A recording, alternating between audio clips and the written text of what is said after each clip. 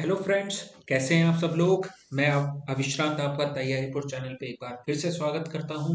और रीट मेंस के लिए जो हमारी करंट अफेयर्स की श्रृंखला चल रही थी उसे आज हम आगे बढ़ाते हैं और डिस्कस करते हैं जून 2022 का करंट अफेयर। ठीक है दोस्तों, तो आज की जो क्लास है वो और उसमें जून का करंट अफेयर हम लोग डिस्कस करेंगे। तो चैनल को सब्सक्राइब कर लें, वीडियो को शेयर कर दें और वीडियो को लाइक भी कर दें। ज़्यादा से ज़्यादा लोगों को इस चैनल के बारे में जानकारी पहुंचाएं दोस्तों। यहाँ पर आपको बेहतरीन कंटेंट दिया जा रहा है और बिल्कुल मुफ्त में दिया जा रहा है। ठीक है, तो रीड के थ्रू हमारा कुछ प्रयास है ताकि हम ज़्यादा से ज़्यादा जो बच्चों को हमारा प्रयास ये है कि ज़्यादा से ज़्यादा बच्चों को जो है वो मुफ्त में एजुकेशन मिले, अच्छे से अच्छा उनका सिलेक्शन हो। तो जो भी फर्स्ट पार्ट है आपका रीड का, उसमें हम आपकी मदद करने के लिए तैयार हैं। अगर फिर भी आपको अगर कोई डाउट आता है क्लासेस के बाहर भी, तो ज़रूर हमें कमेंट सेक्शन में कमेंट कर कर बताएं। जो भी हमारी पीडीएफ है वो आपको टेलीग्राम चैनल पे मिल जाएंगी। टेलीग्राम चैनल का जो लिंक है वो आपके जो वीडियो है उसके डिस्क्रिप्शन में अवेलेबल होगा। ठीक है, तो आज की क्लास को स्टार्ट करते हैं दोस्तों और बात करते हैं आज के पहले सवाल की। तो पहला सवाल है कि जस्टिस एस शिंदे के बारे में असत्य कथन या कथनों का चयन करें। तो पहला कथन है हमारे पास, ये राजस्थान उच्च न्यायालय के 39वें मुख्य न्यायाधीश हैं। दूसरा है, इनका कार्यकाल 42 दिन का होगा। तो इन दोनों में से जो भी ऑप्शन आपको लगता है गलत है उसे टिक करना है। तो हमारे पास ए ऑप्शन है केवल एक, बी ऑप्शन है केवल दो, सी ऑप्शन है ना तो एक ना ही दो, और डी ऑप्शन है एक एवं दो दोनों। ठीक है, तो दोस्तों इसमें हमारा जो आंसर होगा वो होगा ऑप्शन सी। ऑप्शन सी क्यों होगा कि इनमें से दोनों कथन जो है वो बिल्कुल सत्य है, असत्य एक भी कथन नहीं है।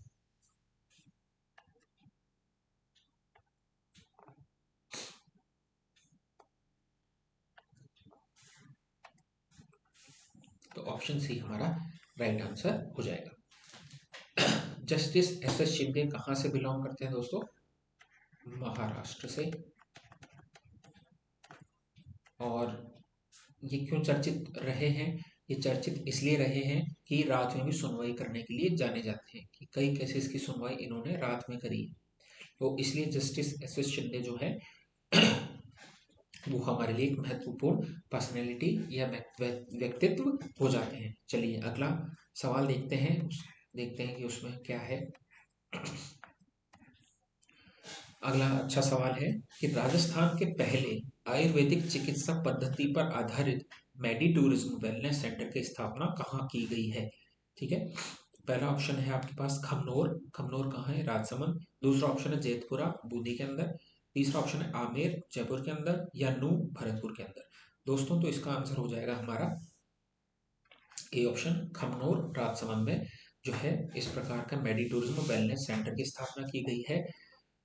और किस को तर्ज माना गया है? जैसे केरल के अंदर जो है केरला आयुर्वेदिक के नाम से काफी सेंटर चलते हैं, उसी तरीके से राजस्थान में अब मेडी टूरिज्म वेलनेस सेंटर चलेंगे। तो ये किन के लिए होगा? टूरिस्ट के लिए, है ना, जो विदेश से या देश देश के दूसरे कोनों से आएंगे लोग और वो घूमना चाहते हैं और यहाँ पर जो है वो अपना इलाज भी करवाना चाहते हैं, तो उनके लिए ये सेंटर है। ऐसा नहीं सिर्फ उन्हीं के लिए है, पर ज्यादातर लोग वो होंगे, जो लोकल लोग हैं वो भी अपना इलाज यहाँ पर जाके करवा सकते हैं। ठीक है, इलाज इन द सेंस जैसे आप योगा सीखना चाहते हैं, है ना, आयुर्वेद में, या मेडिटेशन जिसको बोलते हैं ध्यान, उसके अलावा भी और भी जो चिकित्सा पद्धति है उनके बारे में यहाँ पर जानकारी दी जाएगी दोस्तों। तो इसमें हमारा आंसर हो जाएगा खमनोर, राजसमंद। चलिए अगला सवाल है, 4 से 13 जून 2022 तक आयोजित खेलो इंडिया यूथ गेम्स के चतुर्थ संस्करण में राजस्थान ने कौन सा स्थान प्राप्त किया है? तो आपके पास पहला ऑप्शन है 20वां, दूसरा ऑप्शन है 15वां, तीसरा ऑप्शन है 12वां, चौथा ऑप्शन है 10वां। दोस्तों इसमें हमारा आंसर क्या हो जाएगा? इसमें हमारा आंसर हो जाएगा 10वां। ठीक है, और ये कहाँ आयोजित हुए थे खेलो India youth games? Haryana. Rajasthan ने अच्छा प्रदर्शन करते हुए कौन सा स्थान प्राप्त किया है? 10वां स्थान प्राप्त किया है। ये एक इम्पोर्टेंट सवाल है दोस्तों। अगला सवाल जो चौथा सवाल है हमारा, कि राजस्थान सरकार ने मृदा संरक्षण के लिए किस संस्था के साथ एएमयू किया है। ठीक है, एमओयू मतलब होता है मोमेंटम ऑफ अंडरस्टैंडिंग, समझौता पत्र इसको बोलते हैं। तो मोमेंटम ऑफ अंडरस्टैंडिंग किसके साथ साथ साइन किया है, या किस संस्था के साथ हमने हस्ताक्षर किए राजस्थान सरकार ने, तो वो है आपके पास ए ऑप्शन, अतरू टाइबर सोसाइटी, दूसरा है ईशा फाउंडेशन, तीसरा है मिट्टी बचाओ संस्था, और चौथा है विश्वास संस्थान। तो दोस्तों इसमें हमारा जो आंसर होगा वो हुआ ईशा फाउंडेशन। ठीक है, ईशा फाउंडेशन के फाउंडर कौन है, जग्गी वासुदेव। ठीक है, आपने देखा होगा इनको, यूट्यूब पे भी काफी फेमस रहते हैं। जग्गी वासुदेव ईशा फाउंडेशन के जो हैं फाउंडर हैं। इन्हें और किस नाम से बोलते हैं, सदगुरु के नाम से। आप यूट्यूब पे सर्च भी कर सकते हैं ईशा फाउंडेशन सदगुरु, तो आपको काफी वीडियोस मिल जाएंगे दोस्तों। चलिए आगे बढ़ते हैं, अगला सवाल देखते हैं। और ये मृदा संरक्षण हेतु काम कर रहे हैं जग्गी वासुदेव। तो इनका जो फेमस है ईशा फाउंडेशन, इन्होंने तमिलनाडु में स्टार्ट किया हुआ है दोस्तों ईशा फाउंडेशन। उसके अलावा भी और भी कई जगह सेंटर हो सकते हैं, पर मोस्टली इनका जो फेमस है वो तमिलनाडु वाला है। ठीक है, चलिए अगला सवाल देखते हैं हम लोग।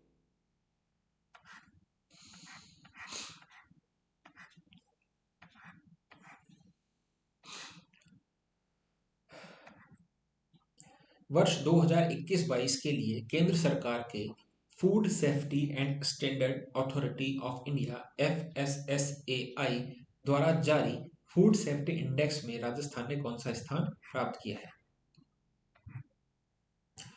तो इसमें आपके पास ऑप्शन है, ए ऑप्शन है पहला, दूसरा ऑप्शन है 7वां, तीसरा ऑप्शन है 10वां, चौथा ऑप्शन है 11वां। तो इसमें हमारा आंसर हो जाएगा दोस्तों, क्या हो जाएगा, ऑप्शन सी हमारा आंसर हो जाएगा कि 10वां स्थान प्राप्त किया। यहाँ पर इसको सी कर लेंगे। ठीक है, तो सी हमारा आंसर होगा। और कितने अंक मिले राजस्थान को, 50.5। ठीक है, तो वर्ष 2021-22 की जो रिपोर्ट थी वो कब रिलीज हुई है, जून माह में रिलीज हुई है, जून 2022 में। और राजस्थान ने कौन सा स्थान प्राप्त किया है, 10वां स्थान प्राप्त किया है फूड सेफ्टी इंडेक्स में। और फूड सेफ्टी इंडेक्स को किसने जारी किया था, FSSAI। आपने देखा होगा, आप अगर कोई भी खाद्य सामान जो बाहर से खरीदते हैं पैकेट वाला, जैसे नमकीन हो गया, बिस्किट हो गया, है ना, मैगी हो गया, आटा हो गया, दाल हो गई, चीनी हो गई, कुछ भी सामान ग्रोसरी का जो खाने पीने से संबंधित है, उन पे FSSAI नंबर लिखा होता है। ठीक है, तो उस संस्था ने जो है वो फूड सेफ्टी इंडेक्स जारी किया था, उसमें राजस्थान ने कौन सा स्थान प्राप्त किया है दोस्तों, 10वां स्थान प्राप्त किया है। देखिए बहुत अच्छा सवाल है कि राजस्थान में कहाँ देश का पहला हाइब्रिड सोलर प्लांट शुरू किया गया है।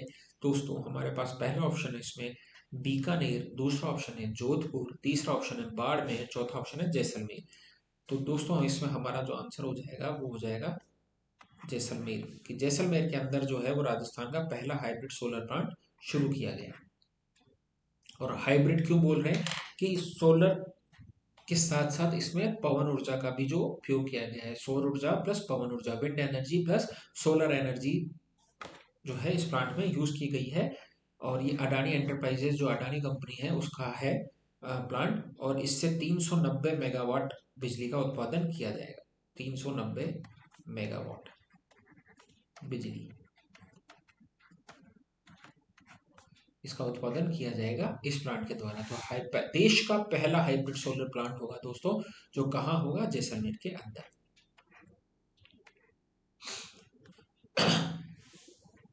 चलिए अगला सवाल देखते हैं, 7वां नंबर का सवाल देखते हैं कि राजस्थान के किस जिले में गर्भवती महिलाओं के लिए विशेष स्वास्थ्य देखभाल कार्यक्रम आंचल की शुरुआत की गई है।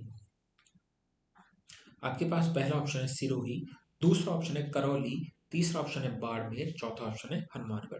दोस्तों तो इसका हमारा आंसर हो जाएगा करौली। ठीक है, और जो आंचल प्रोग्राम है इसका मुख्य उद्देश्य क्या है दोस्तों, मातृ एवं शिशु मृत्यु दर में कमी लाना। तो करौली के अंदर जो है वो आंचल नाम का जो है वो विशेष स्वास्थ्य देखभाल कार्यक्रम चलाया जा रहा है किनके लिए? गर्भवती महिलाओं के लिए, ताकि उनका स्वास्थ्य अच्छा रहे, उनके होने वाले बच्चों का भी स्वास्थ्य अच्छा रहे। अगला सवाल है सवाल नंबर 8 कि मुख्यमंत्री बाल गोपाल योजना के बारे में असत्य कथन या कथनों का चयन करें। तो पहला ऑप्शन है आपके पास, इस योजना की घोषणा वित्तीय वर्ष 2022-23 के बजट में की गई। ठीक है। अगला जो कथन है वो है कक्षा 1 से 8वीं तक के बच्चों को सप्ताह में 3 दिन दूध उपलब्ध कराया जाएगा। ठीक है। कथन सी जो है या तीसरा कथन जो है वो है हमारा, कक्षा 1 से 5 तक के बच्चों को 150 मिलीलीटर तथा 6 से 8 तक के बच्चों को 200 मिलीलीटर दूध वितरित किया जाएगा। ठीक है। और अगला है जो चौथा ऑप्शन है वो है कि राजकीय विद्यालय, मदरसे तथा विशेष प्रशिक्षण केंद्र जो मिड डे मील योजना से जुड़े हैं में भी दूध वितरित किया जाएगा। ठीक है। तो एक योजना है मुख्यमंत्री बाल गोपाल योजना, इसके अंदर क्या है कि जो 1 से 8वीं तक के बच्चे हैं उन्हें दूध पिलाया जाएगा। ठीक है। अब इसमें से जो हमारा गलत आंसर होगा वो होगा दोस्तों ऑप्शन बी। सवाल यही तो पूछ रहा है ना कि सही पूछ, असत्य कथन। तो असत्य कथन कौन सा है? इसमें बी है। यहाँ 3 नहीं होगा दोस्तों, 3 की जगह कितना होगा? 2 दिन तक जो है वो सप्ताह में 2 दिन जो है 1 से 8वीं तक के बच्चों को दूध वितरित किया जाएगा। बाकी और सारे कथन जो हैं वो इसमें सत्य हैं। बाकी पूरी योजना इन चारों कथनों में कवर हो गई है, इसलिए आपको और ज़्यादा एक्सप्लेनेशन की इसमें आपको जरूरत नहीं पड़ेगी। चारों कथन आप पढ़ लेंगे, आपकी योजना पूरी हो जाएगी। अगला सवाल है क्वेश्चन नंबर 9 कि Rajiv Gandhi centre of advanced technology संस्थान की स्थापना कहाँ की गई है? कोटा, उदयपुर, जोधपुर और जयपुर। तो दोस्तों इसका सीधा सीधा आंसर हो जाएगा जयपुर। और जयपुर में भी कहाँ? बिल्कुल एसएमएस हॉस्पिटल है ना, एसएमएस हॉस्पिटल के पास ही इसको बोलते हैं आरकैट, है ना, Rajiv Gandhi centre for advanced technology. यहाँ पर इसकी बिल्डिंग बनी हुई है। आप जाके, अगर आप जयपुर के निवासी तो आप जानते होंगे, अगर आप में से कोई कभी एसएमएस आया होगा तो उसने भी ये बिल्डिंग देखी होगी। बहुत सुंदर बिल्डिंग बनके तैयार हो चुकी है Rajiv Gandhi centre of advanced technology संस्थान की। अब ये जो संस्थान है ये करेगा क्या? नाम से ही पता चल रहा है कि एडवांस्ड टेक्नोलॉजी, मतलब कि जो अभी हम देखते हैं कि अगर हमारे इंजीनियरिंग की स्तर देखें, जो हमारे इंजीनियर्स ग्रेजुएट होते हैं तो उनमें काफ़ी स्पेशली कंप्यूटर साइंस में या आईटी में, तो उनका जो स्तर है वो, अगर हम बैंगलोर या चेन्नई या और भी जगह भारत में जहाँ पर इंस्टीट्यूट है उनके मुकाबले कंपेयर करें तो थोड़ा सा कम है। अब तो वहाँ पे क्या होगा कि अगर आप इस एडवांस टेक्नोलॉजी संस्थान में जा रहे हैं, अपना एडमिशन ले रहे हैं, तो यहाँ पे आपको स्किल्स सिखाई जाएंगी कि आपको एक बेटर जॉब कैसे प्राप्त कर पाए कॉर्पोरेट सेक्टर या आईटी सेक्टर के अंदर। साथ ही साथ कुछ कोर्सेज भी अवेलेबल होंगे, उन कोर्सेज को करके आप जो है वो अच्छा पैकेज, अच्छी नौकरी पा सकते हैं दोस्तों। तो इस तरीके का ये संस्थान है जो नई तकनीकों के लिए आपको सिखाएगा, साथ ही साथ नई तकनीक से आपको अवगत भी कराएगा। तो आर्केड सेंटर कहाँ है दोस्तों? जयपुर के अंदर। चलिए आगे बढ़ते हैं। आपके सामने एक अच्छा सवाल है, थोड़ा सा कंफ्यूजन क्रिएट करने वाला सवाल है। तो इसको देखते हैं कि अपने ग्राम की सुरक्षा अपने हाथ किस योजना का ध्येय वाक्य है? तो आपके सामने ए ऑप्शन है ग्राम सुरक्षा योजना, बी ऑप्शन है ग्राम सजग योजना, तीसरा है ग्राम रक्षक योजना और डी ऑप्शन है ग्राम बीमा योजना। ठीक है। तो देखिए, जो इसमें हमारा ऑप्शन है बी, ये तो हो ही नहीं सकता। क्यों? क्योंकि सजग योजना तो भ्रष्टाचार वाले थी। ठीक है। तो अब इसमें से हमारे पास दो ऑप्शन, एक बीमा योजना भी नहीं है क्योंकि इसमें सुरक्षा नहीं है। ठीक है।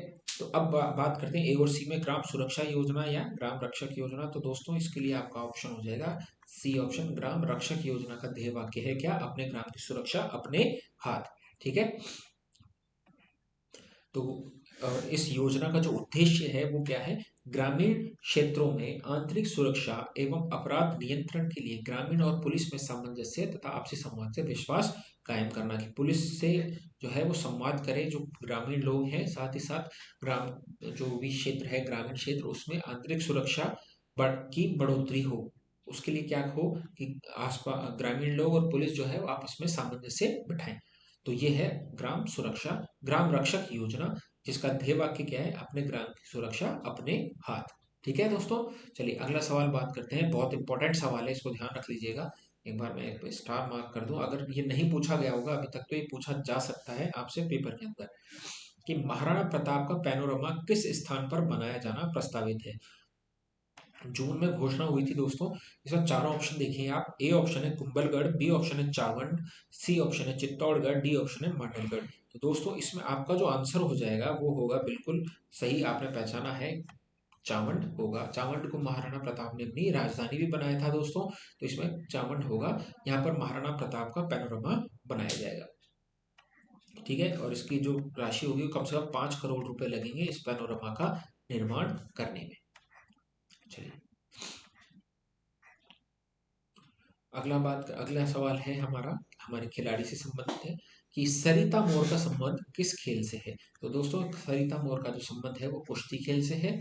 और ये कहाँ से, श्री गंगानगर में रेलवे में टीटीई के पद पर कार्यरत हैं, और मूलतः ये हरियाणा से संबंध रखती हैं। तो सरिता मोर जो है वो किससे संबंधित है दोस्तों, कुश्ती से संबंधित है, और इन्होंने अभी स्वर्ण पदक जीता था। ठीक है, तो स्वर्ण पदक विजेता है, और श्री गंगानगर में टीटी पद पर कार्यरत है, और हरियाणा राज्य से इनका जो है संबंध है। अब बात करते हैं एक खेल की, कि शूटिंग बॉल खेल के एशिया कप का आयोजन कहाँ किया गया। ठीक है, जून 2022 में ही किया गया था। तो राजस्थान के किस शहर में किया गया है। इसमें हमारे पास चार ऑप्शन है, जयपुर, धौलपुर, अलवर और जोधपुर। तो दोस्तों इसमें हमारा आंसर हो जाएगा जयपुर के अंदर जो शूटिंग बॉल खेल है इसका एशिया कप का आयोजन किया गया था जून 2022 के अंदर। तो ये भी ध्यान रखना है हमारा। अगला सवाल देखते हैं हम, कि मिशन बुनियाद का संबंध है खेल से, शिक्षा से, रोजगार से या भोजन से। बताएं दोस्तों किससे होगा। तो आपके पास चार ऑप्शन, खेल, शिक्षा, रोजगार, भोजन। तो इसमें हमारा आंसर हो जाएगा शिक्षा, कि हमारी जो शिक्षा है वो अच्छी होनी चाहिए। कि और क्या है कि इस मिशन के तहत 8वीं से 12वीं तक की छात्राओं को अध्ययन हेतु टैबलेट वितरित किए जा रहे हैं। टैबलेट क्या होता है, टैब जिसको बोलते हैं। ठीक है, तो टैब जो है वो दिया जा रहा है ताकि जो छात्राएं हैं वो 8वीं से 12वीं तक की जो छात्राएं हैं वो अपनी पढ़ाई को और अच्छे तरीके से कर पाए, इसलिए टैबलेट का वितरण किया जा रहा है राज्य सरकार द्वारा। तो इस टैब वितरण की जो स्कीम है, योजना है, इसे क्या नाम दिया गया है, इसे नाम दिया गया है मिशन बुनियाद। ठीक है, चलिए आगे बढ़ते हैं। अगला सवाल है, मिशन सुरक्षा चक्र किस जिले में शुरू किया गया है। तो यह है ऑप्शन हमारा बाड़मेर के अंदर इसे शुरू किया गया है दोस्तों।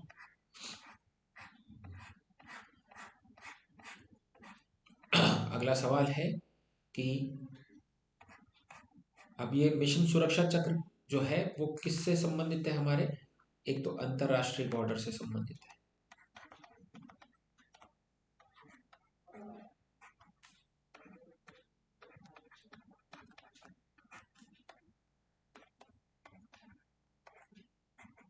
तो इस हेतु जो है ये मिशन सुरक्षा चक्र बाड़मेर में शुरू किया गया है।